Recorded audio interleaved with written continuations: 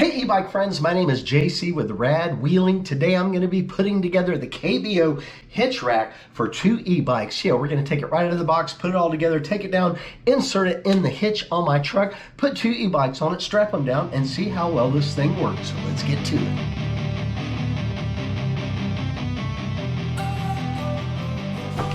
It's pretty heavy too.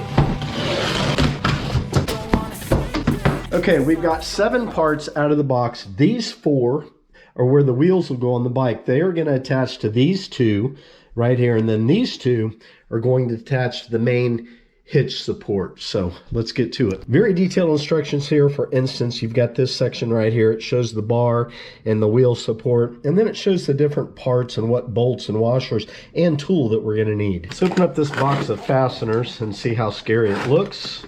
This does not look intimidating at all. They even sent tools with the package. There's 4 bolts, 4 washers, and a couple of screws here. So yeah, this is going to be really easy. Yeah, there's 2 of these that have 4 bolts also, but they're already put together. It's going to be easy. Okay, I basically have this fixture set just like the diagram shows me.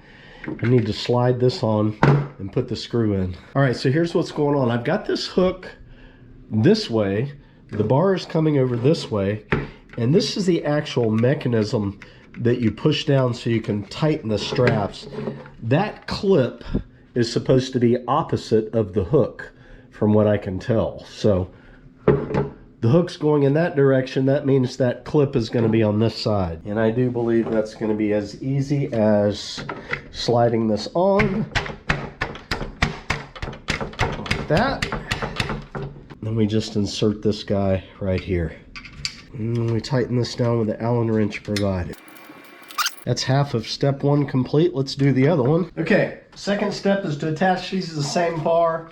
The high side of the curve is going to face towards the inside of the bar. And for this step, we need 2 bolts and 2 washers. So I want to show you the way these are designed. They've got the plastic plugs on them that actually slide up inside of the hole. Take that and then we slide it up from underneath. Also, the directions are specific that this hook right here is supposed to be facing down on the table like that. So, all right, and then remember that the large side goes towards the inside of the frame. Oh, that works like a champion. Just like a champ. Quick review, got this one together. The high part of this wheel support goes on the inside of the frame. You've got the hook area is coming back towards me. So that means the clip is on the back side, the opposite. The hook is coming this way.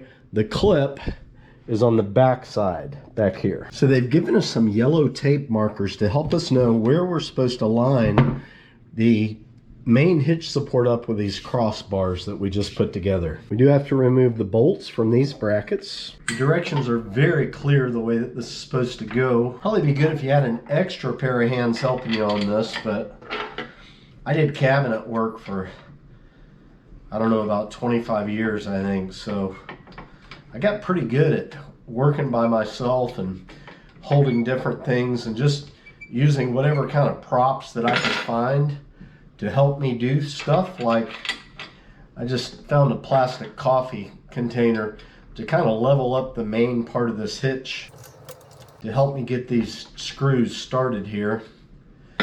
And it's kind of smashing. I need something a little bit more solid, I think, but it's working. It's working. We're able to get them started. Once we get these started, be able to adjust it and get it lined up. There we go, exactly where it needs to go on this frame. I've got all 4 of the bolts started on the bracket. The directions, the diagram is extremely clear about how all of this goes together. So I've got my back part here with the lever right there, and it's showing that the hook is on the left side and it's on the top. So that's it, right? So here's what I have to do. Let me show you guys. You've got tape underneath there and you've got tape there. You just have to line the tape up in the middle of the bracket and tighten everything down. Gotta get the one on the bottom lined up first. Okay, that one's lined up. Get the one on the top lined up. Now I'm just going to hold that. Tighten a couple of these down good. I'm just going to go corner to corner for now. I'm going to get 2 of them snugged down so the bars won't slide on me.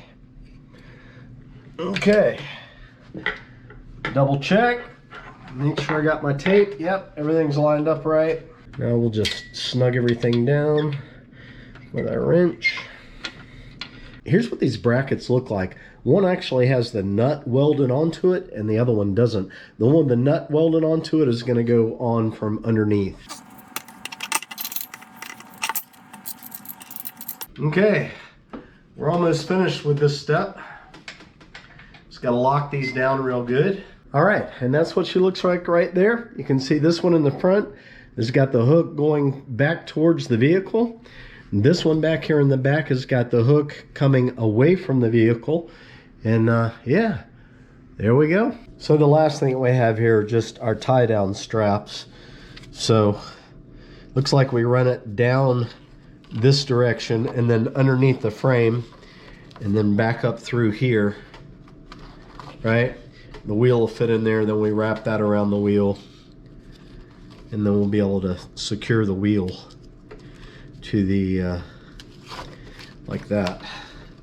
All right, that'll work. Okay, so it's been a couple of months since I did the assembly of the hitch rack. I probably used it 10 or 12 times. Everything is working great. I want to go over a couple of things with this hitch rack before we actually put a bike on here. So the way that this attaches to the receiver on the truck is it's got a bolt. This frame on the hitch rack is actually threaded and the bolt goes through and it screws into the frame of the hitch rack and then it goes all the way through, and on the other side you have a cotter pin. I was a little disappointed in the way this works because I have a really nice pin that goes all the way through the hitch, and it locks things. Anything that I put on the receiver here, it will lock it. But the problem was I would have had to have drilled this frame out a lot bigger in order for it to work. So you're pretty much stuck with that bolt system unless you want to have to drill through it. The other thing is I went ahead and put a cable and a lock here. I just put it on the receiver on the truck, and then you can see there that I wrapped it around here. All right, so I want to call your attention to this little hole right here. You can see you've got a pin here. This lever is going to release that pin, and you have some different adjustment areas where you can adjust this rack horizontal, or you can bring it down at an angle. I'll show you that in a little while. But you've got a hole here, and this hole is, you put a pin all the way through that, and it's like just extra assurance in case this holding pin right here ever breaks. You have this extra assurance here with this bolt. Now, this bolt is actually one that I bought from a hardware store. The one that the company sends is a U-bolt, and I knew I was going to lose it. I set it on the back of my bumper there one time, and I forgot about it, and it fell off and gone forever. So I just picked up a bolt with a couple of wing nuts so that it would lock into place. And you know what? It's going to work. So let me just go ahead and demonstrate how this works, and let's get a bike on here. All right, let me show you how I lower this thing down. Okay, I get the rack underneath my armpit, then I reach down, I grab this release lever, I pull up on it, and then I use my armpit to help me lower this down into a horizontal position. So you've got the locking pin locked in here, but then you have the extra security here. Show you guys, I just hold that on there with a double threaded wing nut. But like I said, there is a safety pin that comes with the kit. Don't lose it like I did, right? All right, so first thing I got to do is I have to undo this strap so that I can get my tire in there, and undo this strap as well here. All right, let me show you some things before you watch me put the bike on there. I put the back tire in the large scoop area, the front tire in this area. This bar rotates. You can see there it'll rotate a full 180 degrees, and right here it also has a push button. You push that button and you can see there it adjusts up and down. So depending on the e-bike, because all frames are a little bit different, right, you can set this into whatever position that you need to set it in so that it's out of the way whenever you put the bike on. So I think this KBO, if I lay this all the way down in this position, I'm pretty sure that when this is all the way at its highest point, that it will be able to lift up over the back, and then I can lock it down in the middle. So let's give it a try. The first thing I do once I get the bike up there, I'm going to put the bar in place, and that'll keep the bike from rolling and falling off.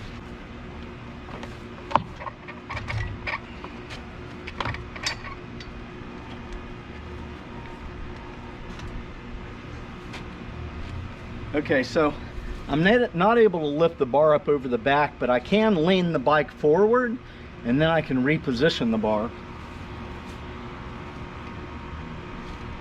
Let me bring you guys over here. Now you can see better. So I just repositioned the bar here in the middle. Now all I have to do is just push that down with some force. That's got it locked down on the frame. Now all I have to do is wrap the straps around the tires. So the great thing about this bar being adjustable is, if I don't like this bar being down so low and there might be a lot of play in the bike, I can actually try and move that bar up to a different area. So I'm going to try and move it up to this area instead.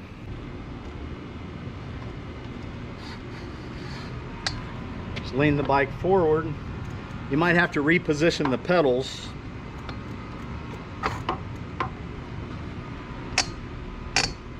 Okay, you can see there, now I've got the bar going through this area.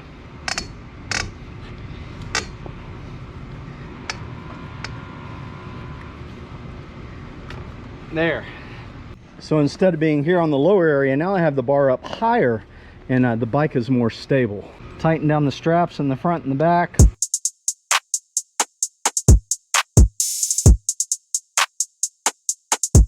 I really like the way this strap operates for the front tire.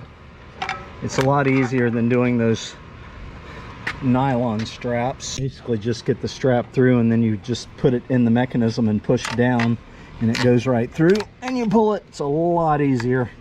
Would have been nice if they had done that on the back, but these are probably pretty expensive.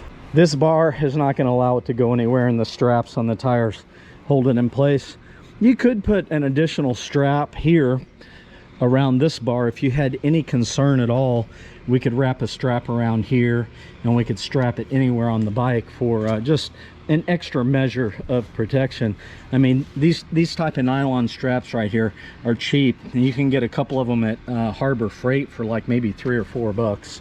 Let me show you how we can actually tilt the bike down out of the way so that I can open up the tailgate of my truck or the back of an SUV.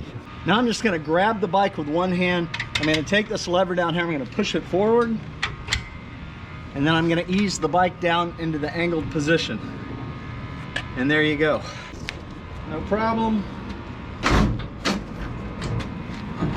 All right, guys, and there you have it.